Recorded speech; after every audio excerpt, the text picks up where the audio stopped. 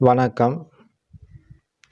தியானத்தில் நமது இலக்கை அடைய ஆழ்மன பதிவுகள் அனைத்தையும் நாம் அனுபவிக்க வேண்டுமா என்பது கேள்வி. அதற்கான பதிலாக இந்த காணொளி இருக்கிறது. இப்போது நம்ம தியானம் ஆரம்பிக்கிறோம். சுவாச தியானமாக ஆரம்பிக்கிறோம். அது போக போக விபாசனா தியானமாக மாறுகிறது. சுவாசத்தை கவனிக்க ஆரம்பிக்கிறோம். அது மெல்ல மனக்கிளர்ச்சி, மனம் சார்ந்த பிரச்சனைகளை கொண்டு வருது.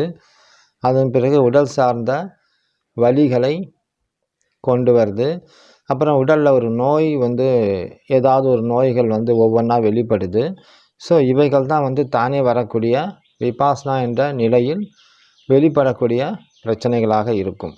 தியானத்தில் நாம் தியானம்தான் செய்கிறோம். இந்த நிலையில் நாம் தனியாக ஆழ்மனசை போய் ஆய்வு செய்வது, ஆழமாக உள்ளே போய் பார்க்குறது அப்படின்றதெல்லாம் அங்கே எதுவுமே கிடையாது. அதனால் அப்படியெல்லாம் ஒரு கேள்விகள் எனக்கு வந்துச்சு. ஸோ இப்படிப்பட்ட தனிப்பட்ட ஆய்வு என்பது அந்த தியானத்தில் கிடையாது. நீங்கள் சுவாசத்தை மட்டுமே தொடர்ந்து கவனித்து கொண்டிருக்க வேண்டும். அப்படி கவனிக்கும்போது அந்த சுவாசமானது நமக்கு உள்ளே பதிந்து இருக்கக்கூடிய பிரச்சனைகளை ஒவ்வொன்றாக வெளியே கொண்டு இருக்கும். அதில் முதலாவதாக மனதின் கிளர்ச்சி. மனம் பலவிதமான எண்ணங்களை வெளிப்படுத்தி கொண்டு தான் இருக்கும், நினைவுகளை வெளிப்படுத்தி கொண்டு இருக்கும். அவைகளை வெறுமனே சாட்சியாக பார்த்து கொண்டிருக்க வேண்டும். அதே போல் உடலில் பலவிதமான வலிகள், பலவிதமான சக்தி ஓட்டங்கள் நடக்கும். அவைகளையும் வெறுமனே சாட்சியாக கவனித்து கொண்டிருக்க வேண்டும். அதோடு அடையாளப்படுத்தி கொள்ளக்கூடாது. இதுதான் அங்கே உள்ள ஒரு முக்கியமான நுட்பம். இது தந்திரா நுட்பம்னு சொல்லுவாங்க. சரிங்களா? அதுக்கடுத்து உடல் உபாதைகளுக்கு அடுத்து நோய்கள் ஏதாவது வெளிப்படலாம். அந்த நோய்கள் எளிமையான நோயாக தான் இருக்கும். அது எளிமையான இயற்கை முறையில் நாம் அதை சரி செய்து கொள்ள முயற்சி செய்ய வேண்டும். நாம் அன்றாடம் பயன்படுத்தக்கூடிய ஏதாவது உணவுப் பொருட்களே போதுமானது அதை சரி செய்வதற்கு. அப்படி தான் இருக்கும். அதுக்கான அறிவும் நமக்கு அப்பொழுது தெளிவாக இருக்கும். அறிவு தெளிவு இருக்கிறதால நம்ம பிரச்சனையை நாம் தீர்த்துக்கிறதுக்கும் நமக்கு முடியும். சரிங்களா?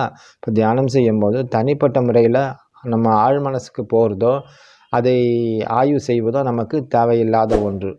எது வெளிப்படுகிறதோ ஆழ் மனதிலிருந்து எந்தெந்த விஷயங்கள் உடல் ரீதியாக மன ரீதியாக வெளிப்படுகிறதோ, அதாவது மனதின் வழியாக உடலின் வழியாக வெளிப்படுகிறதோ அவைகளை மட்டும் நாம்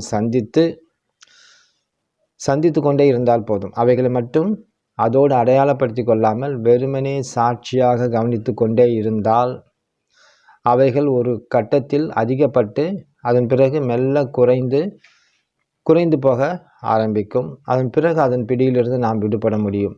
இப்படி தான் இது வரிசையாக போயிட்டே இருக்கும். அதனால் தனிப்பட்ட ஆழ்மன ஆய்வு என்பது அங்கு கிடையாது. ஆழ்மன பதிவு அனைத்தையும் அனுபவிக்க வேண்டுமா என்று கேட்டால் இல்லை. எது வருதோ அந்த வர்றதை மட்டும் நீங்கள் பார்த்தா போதுமானது. மேலே எழுந்து வரக்கூடிய உடல் வலிகள், நோய், மன கிளர்ச்சி இவைகளை மேலோட்டமாக வெறுமனே சாட்சியாக பார்த்து கொண்டே இருக்க வேண்டும். அவ்வளவுதான். நீங்களாக உங்களை போயிட்டு ஆய்வு பண்ண வேண்டிய அவசியம் எதுவும் இல்லை. அப்படி பண்ண ஆரம்பிச்சிங்கன்னா தியானம் திசை மாறிவிடும். சரிங்களா? நாம் பண்ணக்கூடிய எளிமையான இந்த விபாசனா தியானம் இப்படி தான் போகும். மூச்சையை தான் தொடர்ந்து கவனிக்கணும்.